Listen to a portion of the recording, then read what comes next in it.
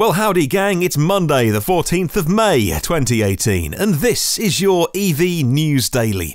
Well, good morning, good afternoon, good evening, wherever you're listening around the world. A very warm welcome from London in the UK. Here is today's news about electric cars and the future of transport. My name is Martin Lee and I go through every EV article online so you don't have to.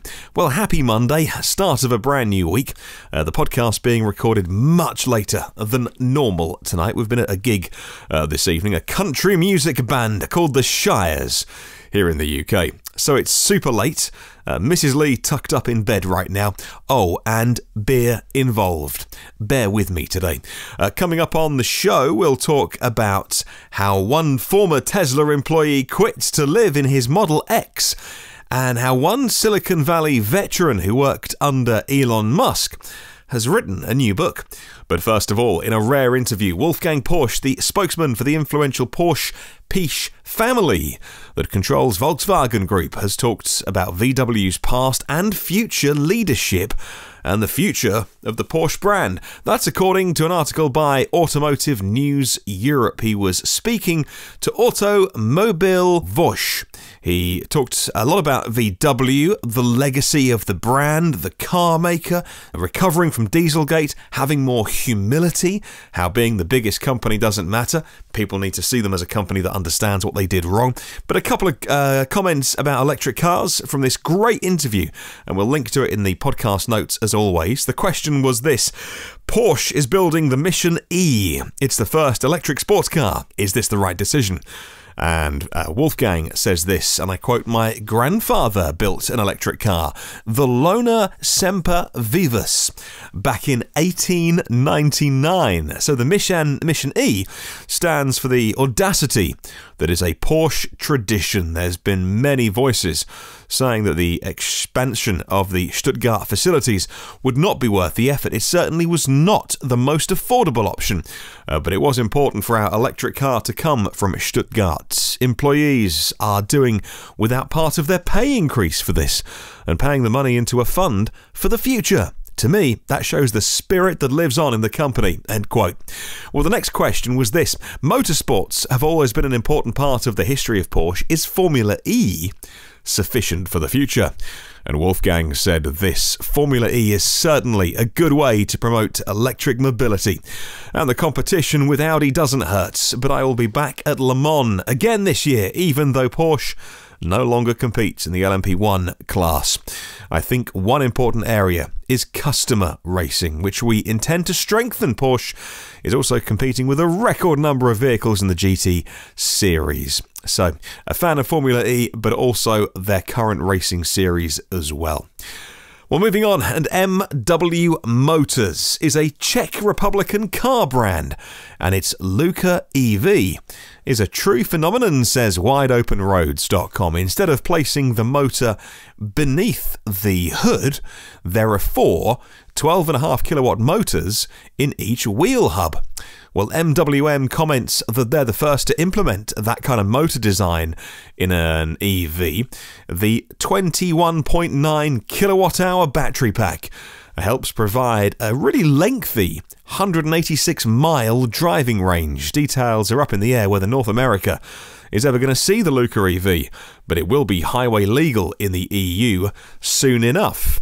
Production will start on this retro-styled car that's, in case you're wondering, it's got a 20 kilowatt-hour pack, and it does a lot of miles. It's super, super lightweight, and so it's got that kind of retro, talking about Porsche, actually, that kind of retro Porsche styling of the 1930s and 40s, but a super modern car and an interesting way to do an EV. Well, moving on, Business Insider have picked up on a Silicon Valley veteran who's been writing some fiction in her debut novel, which is called Sophia of Silicon Valley. Her name is Anna Yen. She's the writer, and Anna chronicles her own career rise through the ranks of Silicon Valley, working at Apple for Steve Jobs, and then Tesla for Elon Musk. Now, the book is lightly fictionalized, and it's a retelling of her own career, but with character names. And Sophia of Silicon Valley is something that I imagine any hardcore Apple or Tesla fan will want to buy, because although she has changed the names. Well, Sophia, in one part of the book, Sophia works for a computer company whose CEO has a penchant for jeans and black tank tops. Not tank tops, roll neck tops. No guessing who she's talking about there. And the book also talks about her time at Tesla. Again, it's fictionalized, so I imagine you'll be able to decipher it. It's that kind of book. A lot of time when I say I worked for Steve Jobs, she says, or I worked for Elon Musk, the first thing people say is, oh, I hear he's a real a-hole. And she says, I'm not kidding. They are tough characters. Absolutely, working for Elon Musk is tough. They're not easy. He's demanding, she said. But that doesn't mean that Steve or Elon was an a-hole. Well, staying with former Tesla employees, could you live out of your car? Well, real estate in San Francisco is so expensive, it's becoming more common for young single engineers or employees of tech companies to sleep in vans or even their cars in the parking lots of the companies they work for. And that's what one Tesla employee did, who now documents his travels on YouTube. Now, he's since left Tesla. His name is Nico, and he's been talking to Clean Technica about van life. That's what it's called. Van life is when you live out the back of a panel van or maybe a truck, or in his case, a Model X. Well, he left Tesla and travelled across the country to deliver a Model 3 to his 80-year-old grandfather in New Jersey. And the article says that the commute was pretty short because he stayed in Tesla's car park at Fremont.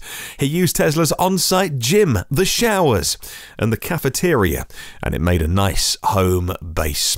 Well, yeah, the friends that I have that work even here in London for big tech companies like Facebook and Google, they tell me that everything that you hear about working for those big tech companies is completely true. Yes, the food is always there. If you want to have breakfast, lunch and dinner, you can do that. It's either free or highly subsidized.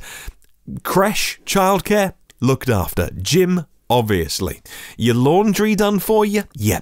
Anything that means you don't have to go home and they get more working hours out of you is the thing that it's all about. They will completely look after everything you need, from food to showers, but as long as you're in early and working very late at night.